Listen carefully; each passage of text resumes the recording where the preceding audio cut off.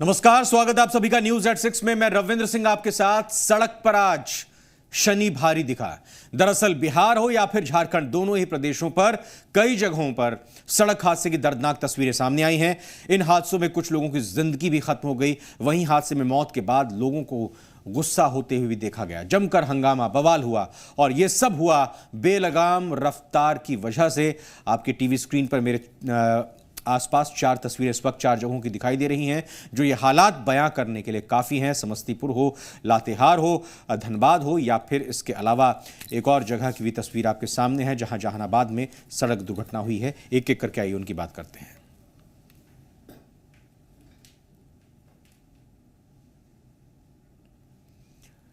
समस्तीपुर की बात करते हैं सबसे पहले, जहां बाबा केवल स्थान राजकीय मेले में तेज रफ्तार अनियंत्रित ट्रक ने 4 लोगों को कुचल दिया। हादसे में 2 लोगों की मौके पर ही मौत हो गई जबकि 2 लोग गंभीर रूप से घायल हो गए। घायलों को इलाज के लिए स्थानीय अस्पताल में भर्ती किया गया है। हादसे पर लोगों का गुस्सा भड़क उठा। आक्रोशित लोगों ने ट्रक को आग के हवाले कर दिया जबकि मौके पर पहुंचे पुलिस वालों के वाहनों में भी तोड़फोड़ की गई। गुस्साए लोगों ने पुलिस वाहन को गड्ढे में पलट दिया। घटना देर रात की बताई जा रही है।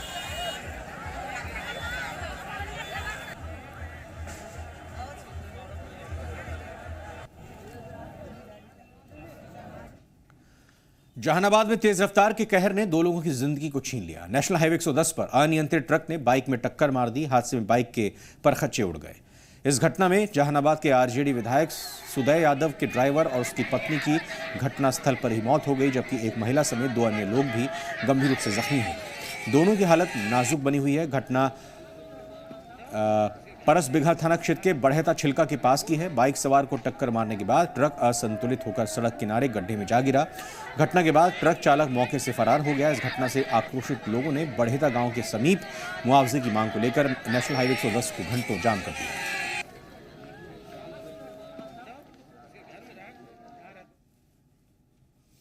लातेहार के बालूमाथ थाना क्षेत्र के मारंग लोहिया पुलिस पिकेट के पास तेज रफ्तार से आ रहे ट्रक ने एक युवक को अपनी चपेट में ले लिया। युवक की मौके पर ही मौत हो गई। मृतक की पहचान ताहिर के रूप में की गई है। इसके बाद गुस्साए गांव वालों ने कोयला लदे ट्रक को आग के हवाले कर दिया। मौके पर पहुंची पुलिस ने ग्रामीणों को भारी मशक्कत के बाद शांत किया। इस दौरान गाँव वालों और पुलिस के बीच झड़प भी हुई। पुलिस ने हवाई फायरिंग भी की। आक्रोशित ग्रामीणों ने पुलिस की गाड़ी को भी नुकसान पहुंचाया और इस दौरान ग्रामीणों ने आने जाने वाले कई वाहनों को भी निशाना बनाया।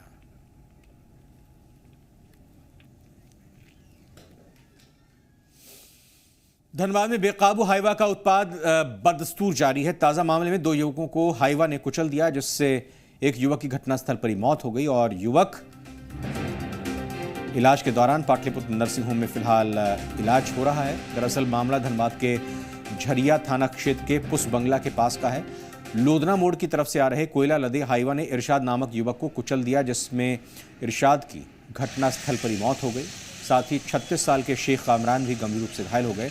हादसे के बाद हाइवा चालक मौके से फरार हो गए हैं। पुलिस ने हाइवा को कब्जे में लेकर पूरे मामले की छानबीन शुरू कर दी है।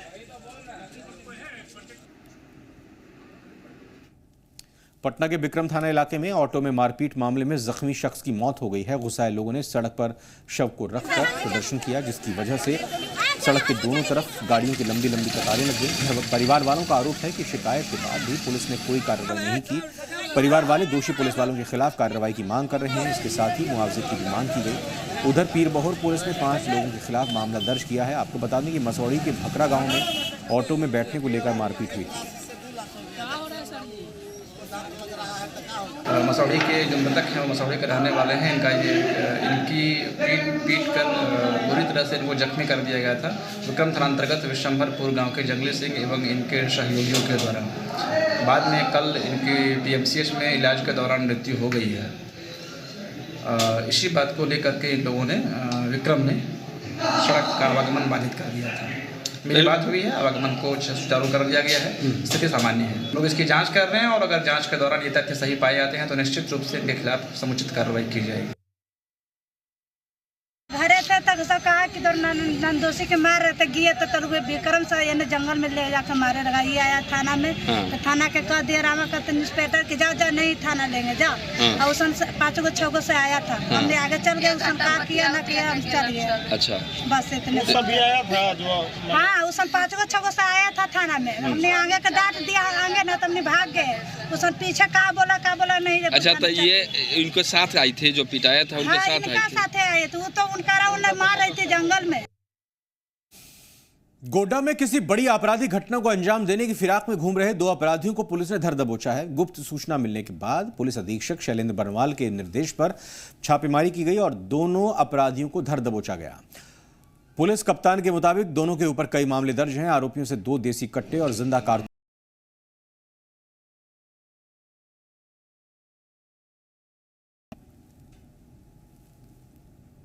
एक गुप्त सूचना मिली कि कुछ अपराधकर्मी जो कि हथियारबंद है और देवडार थाना के दाहट टोला एरिया में और कुछ अपराध करने की योजना बना रहे हैं। इसी गुप्त सूचना के आधार पर एसडीपीओ गोड्डा नेतृत्व में टीम का गठन किया गया, जिसमें इंस्पेक्टर और थाना प्रभारी देवडार भी शामिल थे।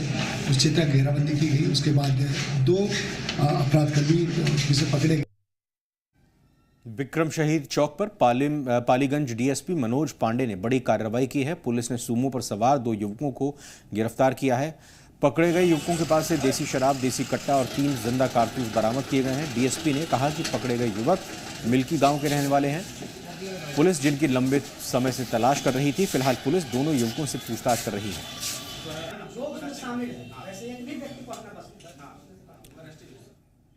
बोकारो के चंद्रपुरा रेलवे स्टेशन में लोको पायलट की छुट्टी का विवाद इस हद तक बढ़ गया है कि उसने अपने शरीर पर पेट्रोल डालकर आत्महत्या करने की कोशिश की।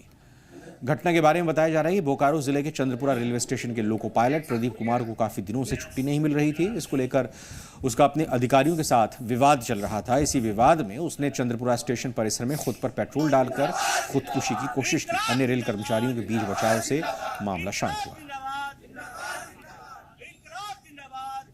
हम छुट्टी के लिए एप्लीकेशन डालते हैं तो एक तो पहले 20 दिन पहले बोलने के लिए बोलते हैं, बराबर फोन करने के लिए, इसके बावजूद भी एब्सेंट कर दिया जाता है। पिछले बार 4 महीना पे घर गए थे, उसमें भी एब्सेंट कर दिए। इसके बाद में फिर बोल रहे हैं कि तुमको जो करना है वो कर लो, हमको कोई फर्क नहीं पड़ता है। यहाँ तक कि मरने के लिए भी बोले कि तुम मर जाओ, सुसाइड कर लो, ये कर लो। जमशेदपुर के बिष्टुपुर थाना इलाके में स्वर्ण रेखा नदी में एक शव के मिलने से इलाके में सनसनी फैल गई। ग्रामीणों के ये शव टिस्को पंप हाउस के पास मिला। स्थानीय लोगों ने इसकी सूचना साक्षी पुलिस को दी। सूचना के बाद साक्षी पुलिस मौके पर पहुंची लेकिन मामला बिष्टुपुर थाने का न होने के कारण वापस लौट गई। काफी देर बाद बिष्टुपुर पुलिस भी मौके पर पहुंची और मामले की छानबीन में जुट गई है। फिलहाल शव की शिनाख्त नहीं हो पाई है। डेड बॉडी मिला है, अभी अननोन है, पूरा खुला हुआ है, काफ़ी दिनों से लगता है कहीं से बह करके आया है। उसका इंक्वेस्ट करके पोस्टमार्टम के लिए भेजा गया है। उसके पहले उसकी फोटोग्राफी करा ली गई है। उसके फोटो का सब जगह दे करके प्रचार प्रसार करके ये पता लगाने का प्रयास किया जाएगा कि डेड बॉडी किसका है। जामताड़ा में फिल्मों जैसी एक कहानी देखने को मिली, जहां कर्नाटक की एक लड़की अपने प्रेमी की तलाश करते हुए उसके घर पहुंची और शादी की जिद लेकर दरवाजे के सामने अनशन पर बैठ गई। मामला नारायणपुर थाना के फिटवाहडी गांव का है। बताया जा रहा है कि लड़का कर्नाटक में काम करता था और वहीं लड़की के साथ 3 साल से प्रेम संबंध में था, लेकिन जब लड़की ने शादी के दबाव बनाना शुरू किया तो वो फरार हो गया। लेकिन लड़की ने भी हार नहीं मानी, लड़के का पीछा करते हुए जामताड़ा आ पहुंची और 7 दिनों से अपने प्रेमी के घर के सामने अनशन पर बैठी है, लेकिन प्रेमी अपने घर से फरार है। रहती है वहाँ कर्नाटक से पुणे में रहती है ये। उसके बाद जो है किसी तरह का मामला इन लोगों में हुआ है खुर्शीदोरिस में, तो ये वहाँ से ढूंढते हुए आई है झारखंड। यूपी के हाथरस में बदमाशों के अंदर लगता है पुलिस का खौफ खत्म हो गया है, क्योंकि जिले में आपराधिक मामले लगातार बढ़ते जा रहे हैं। ताजा मामला जिले के थाना सादाबाद क्षेत्र के गांव कुरसुंडा से सामने आया है, जहां 4 बदमाशों ने एक किशोरी पर तेजाब से हमला कर दिया। इस हमले में किशोरी बुरी तरह से झुलस गई, जिसे इलाज के लिए सादाबाद सामुदायिक स्वास्थ्य केंद्र में भर्ती किया गया है। जिस वक्त ये हमला हुआ उस वक्त किशोरी अपने परिजनों के साथ खेत में काम कर रही थी। वहीं पुलिस का कहना है कि किशोरी के बयान पर मामला दर्ज कर लिया गया है और अपराधियों की तलाश भी लगातार जारी है। किशोरी ने पुलिस को बताया है कि ये चारों आरोपी उस पर बुरी नजर रखते थे। सादाबाद थाना क्षेत्र में एक जानकारी थाने पे दी गई कि उसमें लड़की और उसके परिजन खेतों में काम कर रहे थे। लड़की पानी पीने के लिए अपने घर की तरफ गई, लेकिन 4 युवकों द्वारा उस पर तेजाब फेंक कर हमला किया गया, ऐसा उसके द्वारा बताया गया। इस संबंध में अभियोग पंजीकृत कर लिया गया है और उसमें गहराई से जांच चल रही है। शीघ्र इसमें कार्रवाई की जाएगी। राजस्थान के उदयपुर में आबकारी विभाग की टीम ने एक रेस्टोरेंट पर छापे की कार्रवाई की है, लेकिन टीम को इस रेस्टोरेंट से कुछ नहीं मिला। इसके बाद टीम के अधिकारी ने रेस्टोरेंट संचालक को थप्पड़ मार दिया। थप्पड़ मारने की घटना सीसीटीवी में कैद हो गई है। पीड़ित रेस्टोरेंट संचालक ने आबकारी टीम के अधिकारी के खिलाफ अंबा माता थाने में केस दर्ज कराया है। पीड़ित ने एक शराब ठेकेदार के इशारे पर कार्रवाई करने और जाति सूचक शब्दों से अपमानित करने का भी आरोप लगाया है।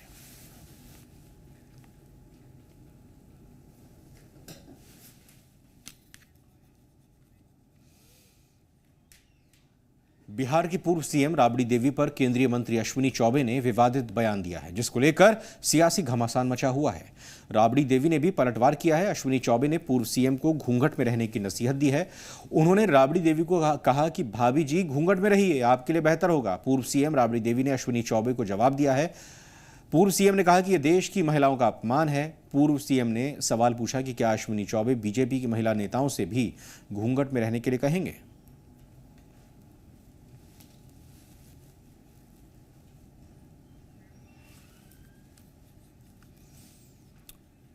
केंद्रीय मंत्री अश्विनी चौबे ने पूर्व सीएम राबड़ी देवी पर विवादित टिप्पणी की। पूर्व सीएम राबड़ी देवी ने पलटवार किया।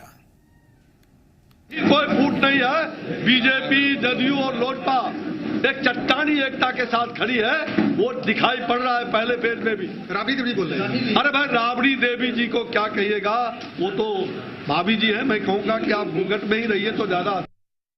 अश्विनी चौबे जो बोल रहे हैं, महिलाओं पर जो आरोप लगा रहे हैं कि महिला चूल्हा चौका देखे घूंघट में रहे, तो हम देश के महिलाएं के ही पूरा अपमान है।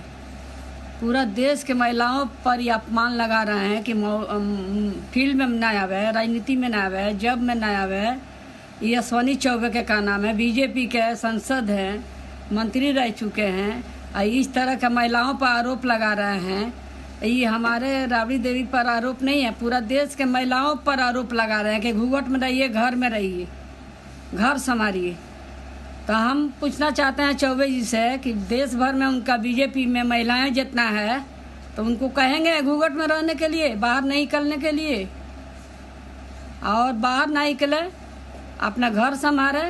और जॉब में भी है, वो भी महिलाएं हैं, जॉब करती हैं, अपना घर चलाती हैं, रोजी रोटी अपना कमाती खिलाती हैं, बाल बच्चा के भी। और जो नेतागिरी जो करती हैं, फील्ड में जाती हैं, MLA MP बनती है, MLC बनती है, राज्यसभा बनती हैं, तो क्या ये अपमान नहीं है? कहते हैं महिलाओं के कि घर में रहिए, घूंघट में रहिए।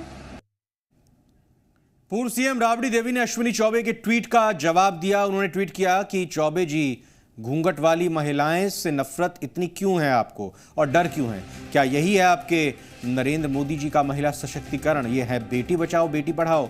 आप जैसे चौबे, छब्बे और दुबे की पितृसत्ता के सूबे को हमने छुटकारा दिलाया, तो उसकी पीड़ा आपके बयान में नजर आ रही है। इतना बेशर्म मत बनिए।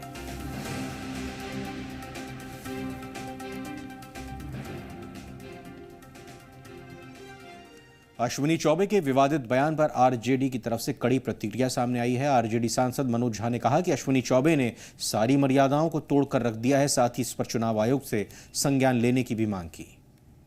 मेरे साथ राजद के सांसद मनोज झा मौजूद हैं। सर, मेरा पहला सवाल तो ये है, मुख्यमंत्री नीतीश कुमार अपनी सभाओं में जमकर आरजेडी सुप्रीमो पर और पूर्व मुख्यमंत्री राबड़ी देवी पर बरस रहे हैं। उन्होंने कहा है कि जनता जानती है कि 15 साल पति पत्नी के राज में बिहार के हालात क्या रहे। एक अगर मैं सीधे तौर पे कहूं, अगर राजनीति में वैचारिक स्खलन, संतुलन बिगड़ने का कोई एक प्रतीक पुरुष है तो नीतीश कुमार है। उनकी जुबान से जिस तरह की अशोभनीय चीजें आ रही हैं, अरे ककहरा अपने राजनीति का लालू जी के साथ ही सीखा है। हमने बहुत सारे एनेक्डोटल एविडेंस है हमारे पास। तो राजनीति करिए ना। आपने मैंडेट का चीरहरण किया, उठा करके किसी की गोद में दे दिया, उससे आपको शर्म और हया आप में होनी चाहिए थी। अब उसको छिपाने के लिए, आपकी सभाओं की भीड़ में देख रहा हूं, उसको छुपाने के लिए आप इस प्रकार की टिप्पणियां करेंगे। राजनीति को कहां ले जा रहे हैं? मुद्दों पर बात करिए ना। ये हमारे साथ सांसद मनोज झा थे, जिनसे हमने बिहार के मुद्दों पर खुलकर बातचीत की। मेरे सहयोगी कैमरा पर्सन गौरव वर्मा के साथ स्वप्निल, जी मीडिया, दिल्ली। बिहार की पूर्व सीएम राबड़ी देवी ने सीएम नीतीश कुमार पर बड़ा हमला किया है। राबड़ी देवी के मुताबिक सीएम नीतीश कुमार ने उनको बड़ा ऑफर दिया था। उनके मुताबिक सीएम नीतीश कुमार ने तेजस्वी यादव को मुख्यमंत्री बनने का ऑफर दिया था, लेकिन इसके बदले में नीतीश कुमार आरजेडी से एक बड़ा वादा चाहते थे। नीतीश कुमार चाहते थे कि उनको प्रधानमंत्री उम्मीदवार घोषित किया जाए। पूर्व सीएम राबड़ी देवी के इस दावे पर सियासी घमासान मचा है।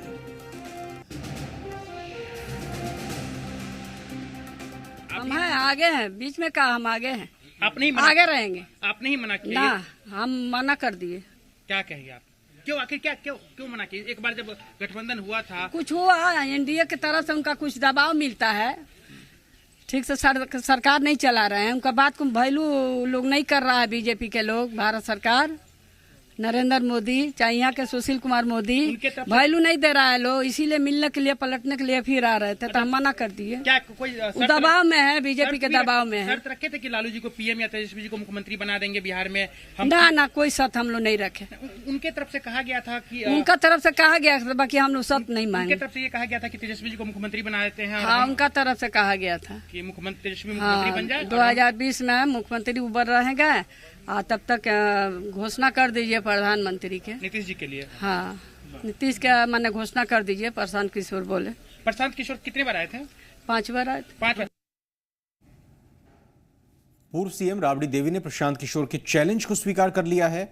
तो वहीं इस दौरान उन्होंने पीएम मोदी और सीएम नीतीश कुमार को निशाने पर लिया। उन्होंने कहा कि वो डरने वाले नहीं हैं, चाहे मोदी हो या सीएम हो, हम दबने वाले नहीं हैं।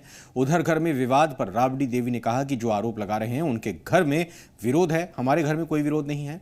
उन्होंने कहा कि तेज प्रताप यादव से सुबह शाम बात होती है। तेजस्वी यादव पर राबड़ी देवी ने कहा कि वो अपनी जिम्मेदारी समझते हैं। तेजस्वी यादव की शादी के सवाल पर पूर्व सीएम ने कहा कि रामविलास पासवान के बेटे चिराग पासवान की शादी करवाइए। राबड़ी देवी ने कहा कि लालू यादव की कमी महसूस हो रही है।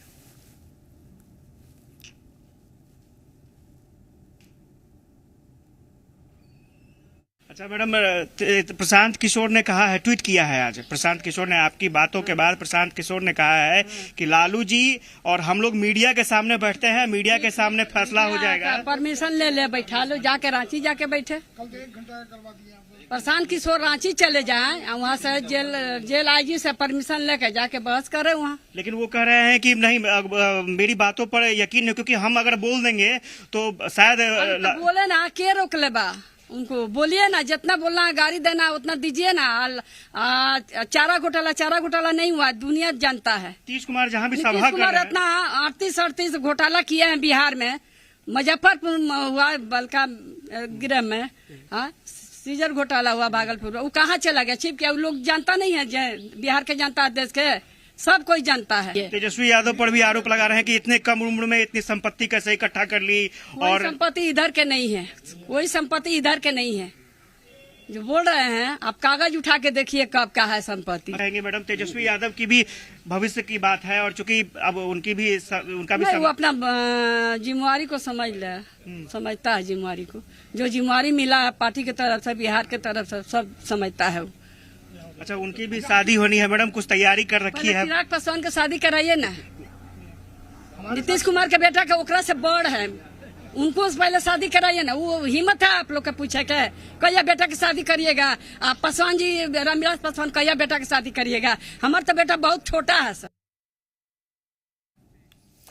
जेडीयू उपाध्यक्ष प्रशांत किशोर ने लालू प्रसाद यादव पर क्या ट्वीट किया था, वो बताते हैं आपको। उन्होंने कहा था, भ्रष्टाचारी खुद को सच का प्रतीक बता रहे हैं, जिस पर पद के दुरुपयोग का आरोप लगा है वो ऐसी बात कर रहे हैं। यही नहीं, प्रशांत ने लिखा कि लालू प्रसाद जब चाहे मीडिया के सामने बैठ जाएं, सबको पता चल जाएगा मेरी और उनकी क्या बात हुई, किसने किसको ऑफर दिया, ये भी सामने आ जाएगा।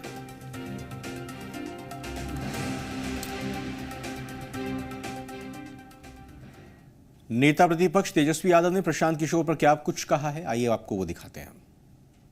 इसमें नीतीश कुमार जी ने क्यों चुप्पी साधी हुई है? नीतीश कुमार जी आए और सफाई दे कि उन्होंने भेजा था कि नहीं भेजा था। और ये बात तो हम लोगों ने पहले भी कहा था, कई बार जो है हम लोगों को ऑफर आया है। प्रशांत किशोर जी हमसे भी मिल रहे हैं, लालू जी से भी मिल रहे हैं, और कांग्रेस के कई एक नेता से भी मिल रहे हैं। तो ये बात तो सब जो है किताब में आ ही गया है। जो लालू जी का किताब है गोपालगंज टू रायसीना, उसमें एक एक बात जो है सच्ची खबर है, तो उसी बात को तो हम लोग लेकर के जो है बोलने का काम कर रहे हैं। लेकिन प्रशांत किशोर जी देखिए सक्रिय नहीं है, इसलिए बार बार जो है वो बीच बीच में आकर के ट्वीट वगैरह करते रहते हैं। लेकिन नीतीश कुमार जी से परमिशन लिए हैं, वो नीतीश कुमार जी से पहले परमिशन ले ले। प्रशांत किशोर बोल रहे हैं कि टोटल प्लानिंग वे में है ये सब चीज़। कोई प्लानिंग वे में नहीं है, सच को झूठला नहीं सकता कोई, ये सच है। और इस पे मेरे ख्याल से नीतीश कुमार जी को सामने आकर के स्पष्टीकरण देना चाहिए कि ये झूठ है कि ये सच है। वो क्यों नहीं बात कर रहे? आखिर 6 महीने में ऐसा क्या हो गया कि वो बीजेपी से उनका मोह भंग हो गया था? तो ये बात बताए ना, वो क्यों नहीं बता रहे? और फिलहाल एक छोटे से ब्रेक का वक्त हुआ है, लौट कर आते हैं और खबरों के साथ।